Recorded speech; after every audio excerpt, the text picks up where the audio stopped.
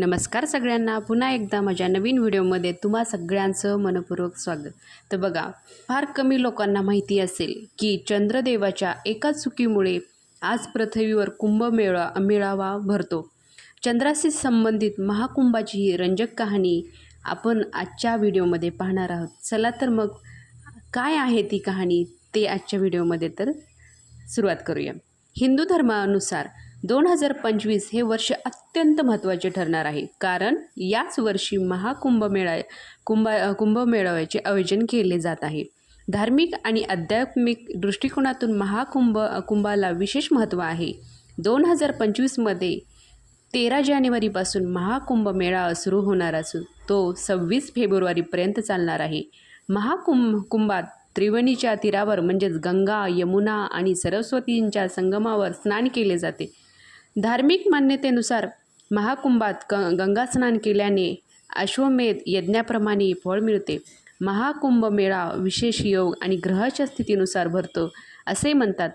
कुंभात स्नान केल्याने तुमचा आध्यात्मिक विकास होण्यास मदत होते आणि तुमची पापही धुतली जातात। मात्र फार कमी लोकांना माहिती असेल की चंद्रदेवाच्या एका चुकीमुळे आज आपल्या पृथ्वीवर कुंभमेळा भरतो।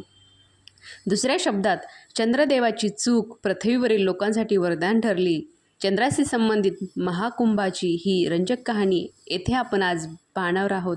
समुद्रमंथन अमृत कलशासाठी देव आणि दानवांमध्ये घनघोर युद्ध झाले होते। पौराणिक कथेनुसार देव आणि दानवांची मिळून समुद्रमंथन केले हे आपल्याला सर्वांनाच माहिती आहे। पण समुद्रमंथनादरम्यान समुद्रातून अनेक मूल्यवान वस्तू बाहेर आल्या। यापैकी एक होता अमृत कलश। अमृत पात्रासाठी देव आणि दानवांमध्ये घनघोर युद्ध झाले।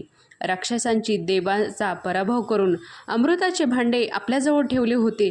तेव्हा देवांनी इंद्राचा मुलगा जयत याला अमृत पात्र आणायला पाठवले।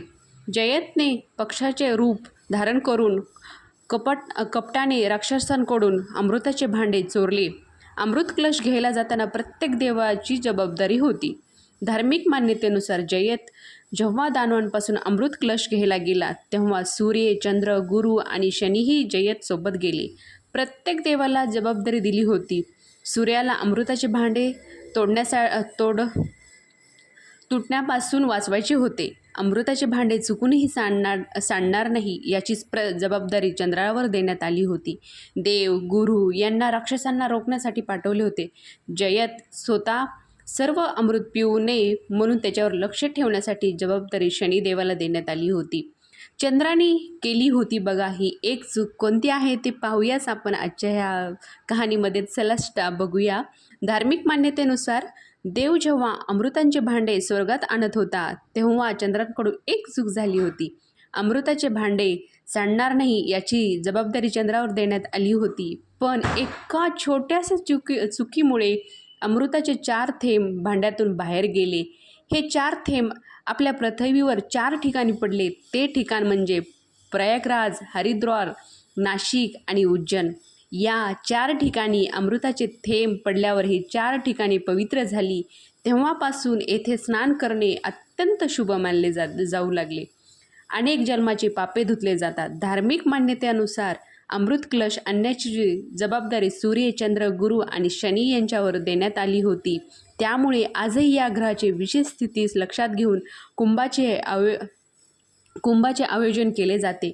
महाकुंभात स्नान करणाऱ्या व्यक्तीचे अनेक जन्माची पापे धुवून जातात। तसेच कुंभात स्नान केल्याने तुमची आध्यात्मिक प्रगती होती। तुम्हाला आजच्या व्हिडिओमध्ये कुंभमेळ्याविषयी माझी माहिती तुम्हाला कशी वाटली नक्कीच कमेंट करून सांगा। अशाच नवनवीन छान व्हिडिओ घेऊन येण्याचा प्रयत्न करेल। तोपर्यंत धन्यवाद।